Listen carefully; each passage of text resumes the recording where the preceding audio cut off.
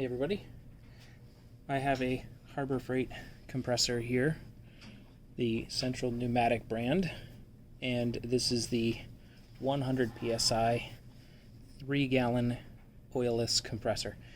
There are specific part numbers for this. This one is number 61615. The serial number is 3698-32039.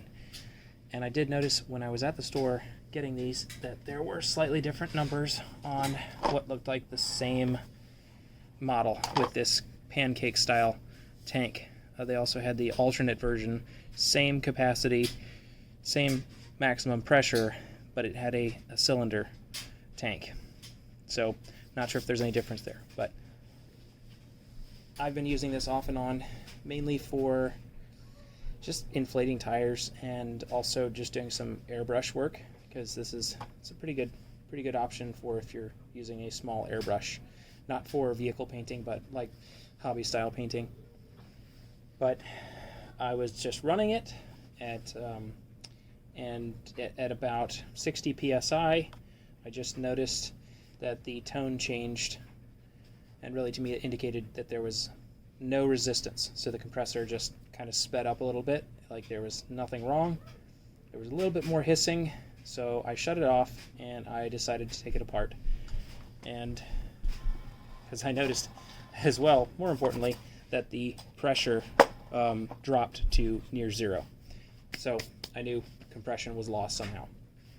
So there are 6 screws, 2 on the front, and then 1 in this corner back here, which you can barely see right back there. Anyway, 1 on each corner, and then the cover comes off. And of course, before you do that, you do want to make sure you unplug it from the wall. And what I found was the line going from the tank to the piston had snapped right here. So this little piece had just snapped off, and this is made out of aluminum.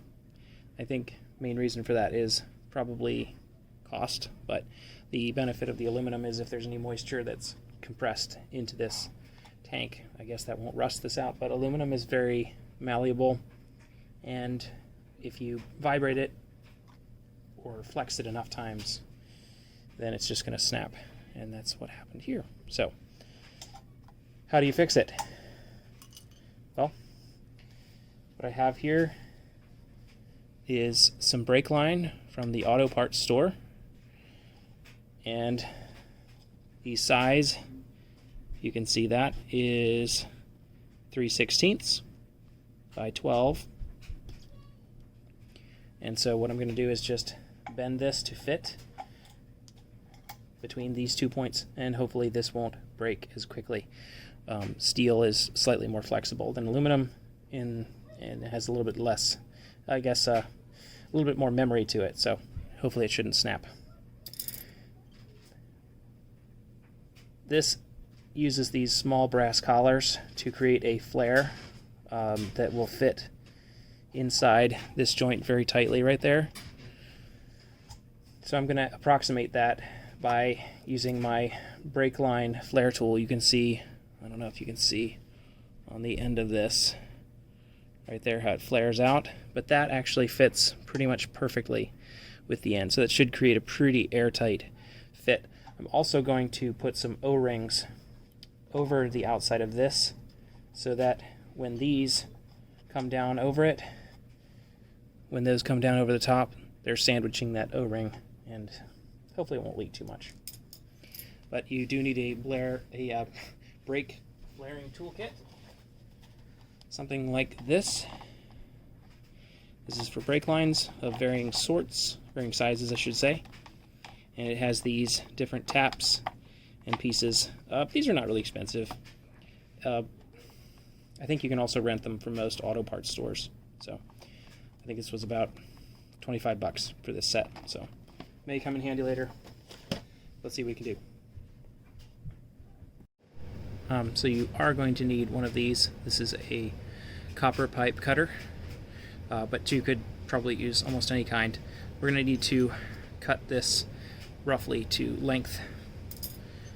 Before we do that, we'll take our original piece right here and kind of get an approximate length, straighten it out a little bit.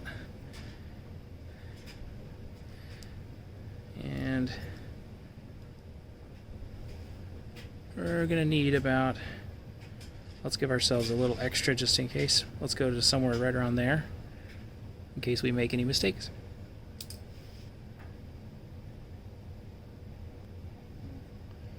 So the way these work is, you could use wire cutters probably and just snap this in half, but with piping you want to be more careful. You want to maintain that circular shape. So these have a circular pizza cutter style blade, and you slowly tighten it down until it's just kind of firm on there. You don't want to pinch too hard. Just go enough so that you can't really shake it loose. And then all you do is start going in circles. And as you're going in a circle, that blade is just gently scoring that material. You can kind of see. So I'm going to tighten it a little bit more now. And then I'm just going to go a few more times. And there we go. So notice the cuts. Nice and smooth, round at the edge. But we now need to flare the end out like this one.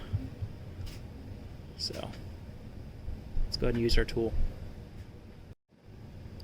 Okay, so what we have here in our brake line flaring tool set is this cone right here, we'll call it.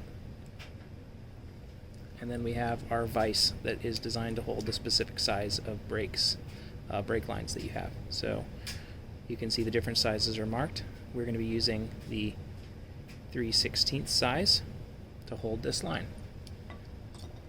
So we get our line, put it in position. You don't want to put it too far out.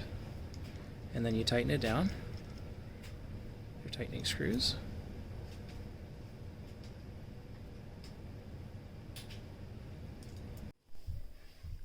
Okay, so your first step is actually to go ahead and grab the appropriately sized die right here, I'm going to call it, and insert that into the end of the brake line.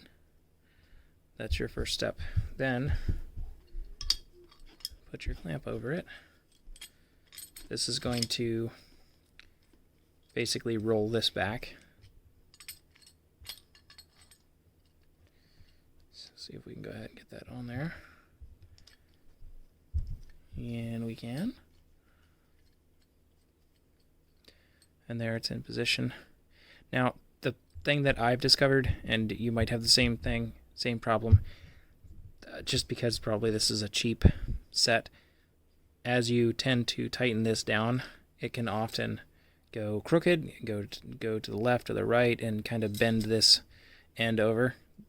That's why you just cut your line a little bit longer in case you need to redo this. But maybe if there's a better set out there, this might not happen, but it does happen with this one, so it tends to go sideways sometimes.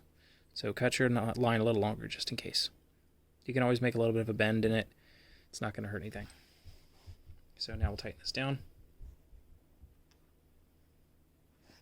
So when you're setting the height of this, depending on the kit, this little die right here, which is the first thing you're going to insert, use this backside right there to adjust.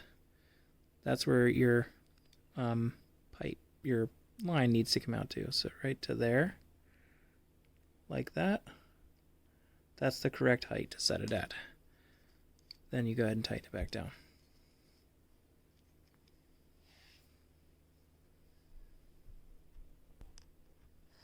Okay, so after you've used this and tighten it down, you simply remove this from the end.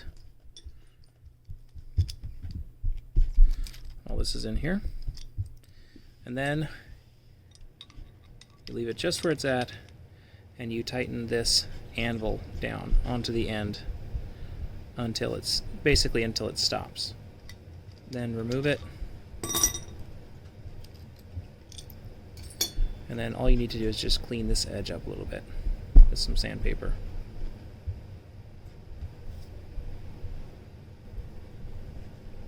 Just going to use some 400 grit here.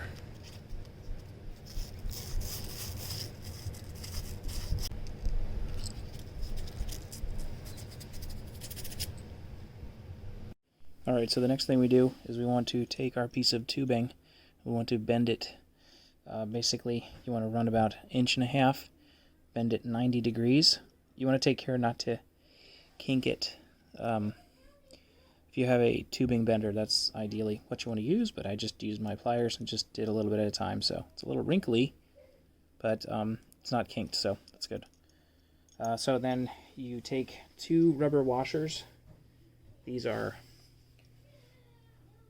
4.5 by 2 millimeter washers, and then just put one over the end of each collar kind of thing right there, like that. And then what's going to happen is when you screw this down, it's going to sandwich that and help cover up the end here and seal it up. So we're going to do one on this side as well. Put that over the end.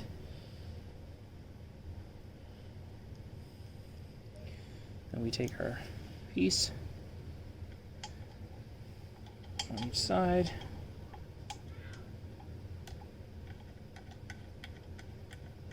There.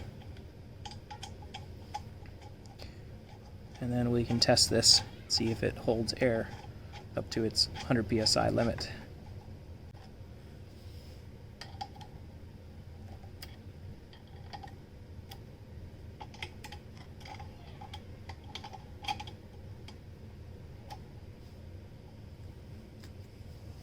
All right, let's test it.